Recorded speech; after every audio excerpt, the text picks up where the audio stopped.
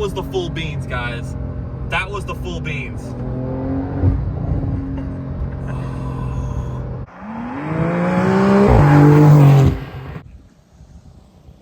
Welcome back to another video. Today is a very exciting day. Now, before we get into all the, the driving experience, that's the part you want to know. Let's talk about the exterior of the car, because we are reviewing a really special car today. The 2021 Porsche 911, the 992 generation. This one obviously is a beautiful spec. This is the Carrera S trim, so it's not the top trim, but it's like the second from the bottom. But even though it's on the lower end of the trim spec, this has a lot of options on it, and it's still brutally fast and drives awesome, as you're about to find out in the video. This one is optioned in a silver metallic finish. Obviously, it's not a matte finish. The only reason you see the matte finish in this video is because of the PPF wrap that the owner has got installed onto the car. And then from your angle, you can immediately tell it's also got these really nice black wheels, 20-inch in the front, 21 in the back. Gives it a really sporty race car look with the normal iron brake calipers. Or if that's not enough for you and you're a race car guy, you can always step up to the carbon ceramic brakes, which are $9,000. But if you're a normal average guy and you're just trying to daily drive this car or take this out on the weekends, you don't need the carbon ceramic brakes. That's only if you're tracking. I don't think it's necessary. This is plenty of brake for the normal person. Right here you can see we have the fuel cap. It's finished in the same silver finish that the rest of the car is finished in, which, it matches it. So I think that was a good choice. But keep in mind, most of the stuff that you see that looks nice probably costs more, and it does.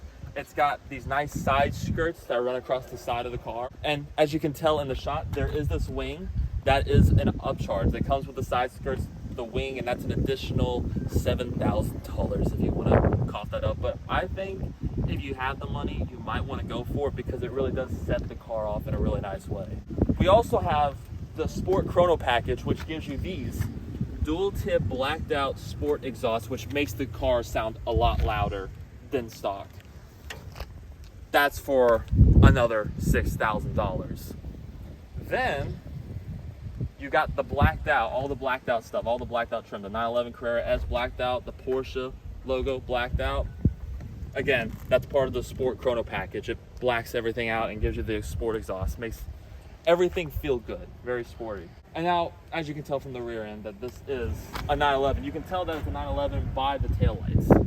That's a dead giveaway. Except now, in this generation, you get the light beam that goes all the way across, which, as you can tell, just really sets off the car, makes it look good, brings it into the modern era of cars. Now, I will mention, before we hop into the interior, which we're about to do in just a second, let me open up the trunk for you guys. So all you gotta do to open up the trunk is open up the door, and then you have this button right here, which is for the front.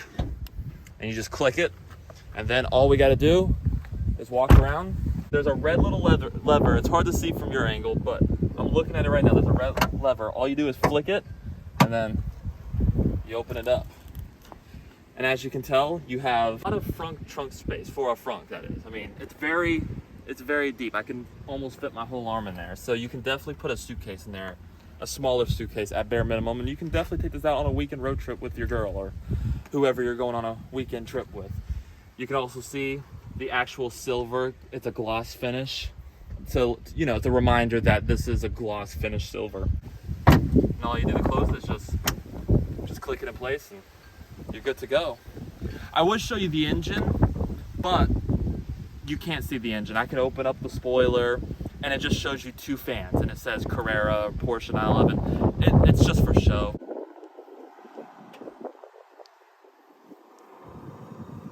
The mechanics, they don't like you touching that stuff, so yeah, they want you to leave that to the Porsche mechanics. But I will give you the numbers. It has 440 horsepower, 390 pound-feet of torque. Does 0 to 60 in 3 seconds flat, which, as you'll see when we get on the road, is plenty of power. But if that's not enough to tickle your pickle, you can always step up to the Turbo S, which will give you 0 to 60 in 2.5 seconds with around 600 horsepower. That one's just even more ridiculous. And this is twin turbo setup, kind of exactly like the Turbo S, except the Turbo S is just a lot more power, a lot more boost. But this is all you need. And this keeps the cost down. I mean, if you want to step up to the Turbo Edge, you're looking past $200,000 at least. And that's not counting the convertible, which you can buy in a convertible. But with all that being said, why don't we hop on the inside and see what it's like?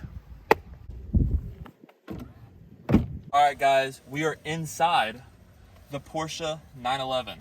Now, before we hop in the car, I'll show you the key fob. So this is the Porsche key fob. It's the shape of a car. It looks really nice, very quirky. This is a very Porsche thing that they've done forever now. This is how you get into the car. Keyless access, so you can walk into the car, you put your hand close to the door handle, it basically reads you, opens up the door, the door handle, and then you lift up, you get in the car, and you start it up. And to start it up, there's a little knob over here that you turn like a normal key. And this is where you start the car. It is keyless entry, but you just turn this fob every time to start the car, like you are turning a key. So that's how you get into the car. But once you hop in, this doesn't have any special color interior, but it's black, but it looks good. Everything looks great. You got this white stitching across the dashboard, as you can see onto the door panel before you even hop in. You have aluminum finish on the door handles. So everything has a really clean feel. You got the Bose speaker down there, which looks nice. And then you got these 18-way power adjusted leather seats with the Porsche badge imprinted into the leather. Gives you an idea of quality of this car, essentially. Personally, I like the fan of this interior. Very comfortable, very soft, very simple, minimum. Everything's laid out very well. It's not overcomplicated. Moving on to the steering wheel, as you can see right here, we have the Porsche crest right here, which looks really nice. Also the drive mode selector, which is right here. And then you got these nice metal paddle shifters to row through the gears very nicely. But if you don't want to row through the gears yourself, you do have this automatic PDK dual clutch automatic transmission. And it's controlled by this little Manscaped shaver right here. And to go into drive, you just click it back, all the way back. It goes into drive. To go into reverse, you have to click once for neutral and then once for drive. And then one more time for reverse. But to go back into drive, you do that. And then if you need to go to neutral for whatever reason, you just click it up once. And then to go to park, you push P right here. This button, M, is for manual, so if you only want to do manual because you're a car enthusiast, you press that button, let you do that. You also have heated and cooled seats for driver and passenger, which work very well. Then you have your sunroof control. So this is to open it, to close it, and to fully open the glass roof, like it'll retract back and all that good stuff. Right here in the center, you have a nice big 11-inch touchscreen. The newest Porsche infotainment system. If you want to know more details, definitely go check out another in-depth tour, because people have done countless videos of these. So I'm going to just keep it easy for you guys to understand. I don't want to overwhelm you guys. So there's plentiful. It's a really good system. It works well. You can go in there, you can change your modes, the way the car drives, the way the car feels. And while we're at it, let's talk about the gauge. While we're talking about screens, you have these nice screens which show you exactly what it looks like when you start it up. You have these circles which turn into gauges themselves. And as you can see, they display a whole load of information, especially when you turn on the car. But you also in the center have an analog tag to remind you that they're still about driving. They're more about driving than they are about technology. And they didn't want to fully digitalize it just yet. They wanted to keep the tach in place. One physical thing that's still a part of this car. Another physical thing that's still a part of this car is with the Sport Chrono package, where you get this nice stopwatch. It's essentially a stopwatch because it will record your times. If you hit the start button in the infotainment system, it will start lapping you. It will start tracking how fast you're going around the track, and you can stop it, record it, change laps, or let it know that you're on your second or third or whatever lap. It does a lot. It's a great system. Overall, and I think we forgot to talk about this, but when you're also hopping into the car, it does say 911 Carrera S to remind you exactly what you're hopping into. Cool thing about this car is it's a really nice driving sports car. It's gonna sound good, as you'll hear when we get out onto the road. It's not only a good sounding car, but it's a great driving car, and it's very, very minimum and straight to the point. It doesn't overcomplicate everything. It just focuses on one thing: driving. It focuses on you, the driver. That's it. For the passenger over here, if you come over here, it does have a secret little passenger cup holder. But I mean, if this is your car, you're not gonna let the passengers drink anything, maybe except water, but even then, you're probably not gonna let them drink anything other than water. So other than that, that sums it up for the interior.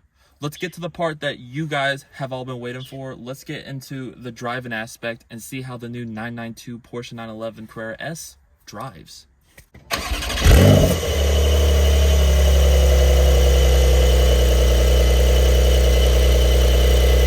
All right, guys, we are off in the Porsche 911. So, now that you've seen the walk around of the entire car from the outside and you've gotten to see the inside and the trunk, let's talk about what it's like to drive. The part that everyone wants to know, that everyone cares about, because no one cares about the walk. I mean, you can walk around this car, but at the end of the day, it's a 911. Everyone knows what they look like. Everyone wants to know what this car feels like to drive. First of all, this is the best driving position I've ever been in any car, but that should be a given because this Porsche 911, I mean, by design, they have the best interior setup for drivers. And right now, as you can hear, we're in sport mode, so there's burbles and there's crackles, and it sounds glorious. And I'm sure people are going to be looking just because the exhaust is a little loud.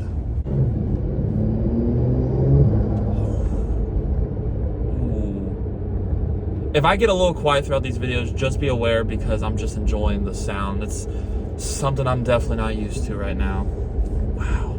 You get used to it real fast. This car, you get comfortable in real fast. Once you sit in the car reminds you that this is a driver's car. This is not some flashy Ferrari that prances around and breaks down every couple of miles. This is a true car that's meant to be driven hard. I mean, this was built in Germany, and in Germany, if you don't know, these are built to go on Autobahn races, which means these are meant for 200 and 150 mile per hour pulls. I'll give you a little quiet pull right here.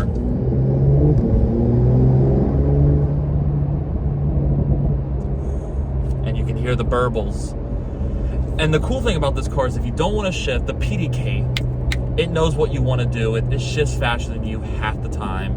And boy, does this car feel great. It's a great driving car. That wasn't even flooring, that was just slightly getting up and going. You can hear the turbos whistling, you can hear everything going on this car. The steering is just, it's so sharp. You won't be able to pick it up on camera as I'm driving, but it is so sharp. This is all you need. This car just feels amazing. This guy thinks. That sounds great. That sounds really good. I'm not trying to. Do your thing, Honda. We're in a cooler car. It's all good. All right, so we have my boy Noah recording me, and he's also recording some of the YouTube shorts that you will see come out in the future. And he's gonna get an acceleration pull right now. All right, here we go.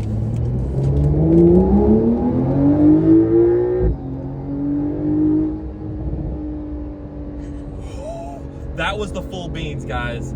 That was the full beans. Wow. If that don't sound, oh my God. Wow. And it gets down to normal speeds like that. You're not making any mistakes. Wow. Holy moly. Yeah. This car is something, guys.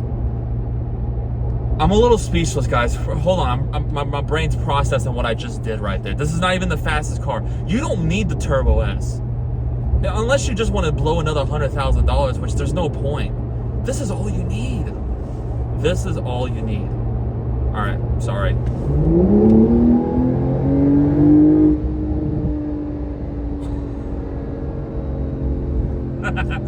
That is fun. That is fun.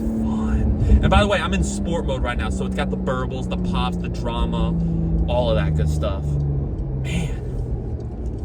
The turn-in.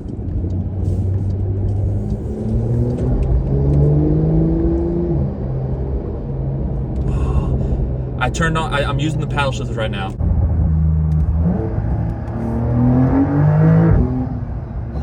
Oh, the upshifts are lightning fast.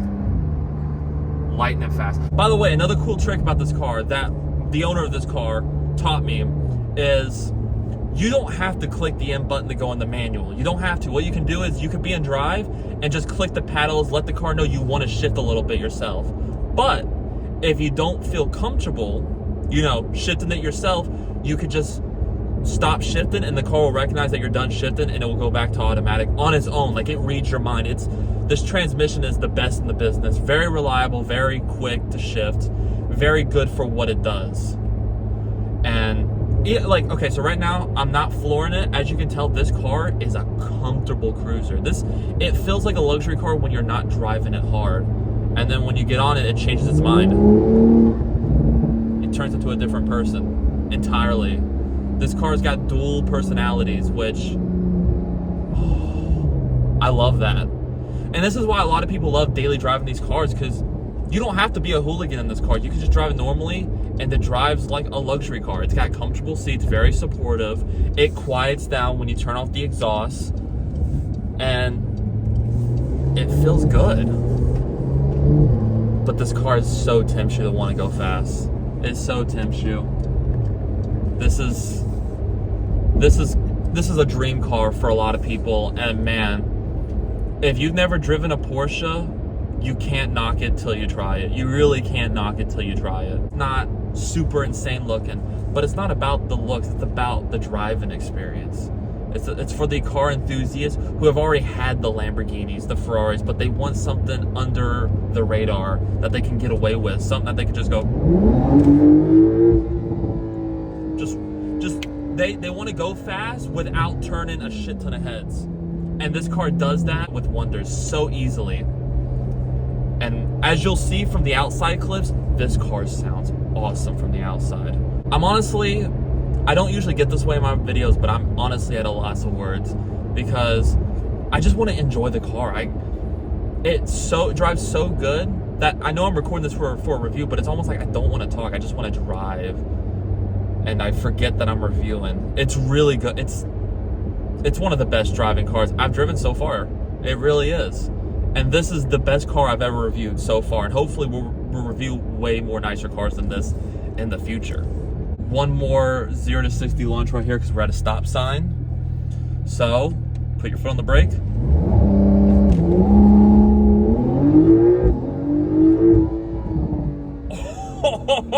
That was a hard launch. Not only can you drive it fast, but you can get back to normal territory instantly. And this car just feels amazing. I have no tight roads to go around, so don't mind me doing this because I have to, because you gotta feel that driving. My buddy's quiet, but I'm sure he's going, holy shit, this is insane. And it is insane. This is properly insane. This is all you need. I mean, if you want something more insane, you get the GT3 or the GT3RS, but if you don't want to spend the extra money and you want something under the radar, this is all you need. This is all you need. Now, brand new, this is $150,000, so it's going to be a lot to cough up if you're trying to buy this new, but I would suggest buy it low mileage, use with only 12,000 miles, and that way you're getting the car without spending the extra money. Let it depreciate a little bit and then buy it a couple years old like he did.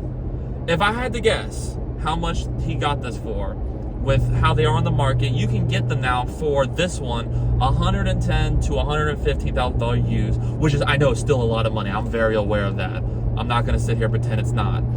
But compared to new, this car's stickered to be a little over $150,000. So you're saving $40,000 buying this used, which I recommend. And at $110,000, $115,000, this is a steal. This is a bargain, and I highly recommend this car if you're a car enthusiast who has a lot of money. The best part about this car is it's not Lamborghini money, it's not Ferrari money, it's still somewhat attainable for most people. For most people who make good money, I should say. I hope you guys enjoyed this video. If you did, please like, share, comment, and subscribe. Man, huge shout out to my Uncle Clay, the owner of this car, and I'm just so happy he let me actually drive this on my own and review it.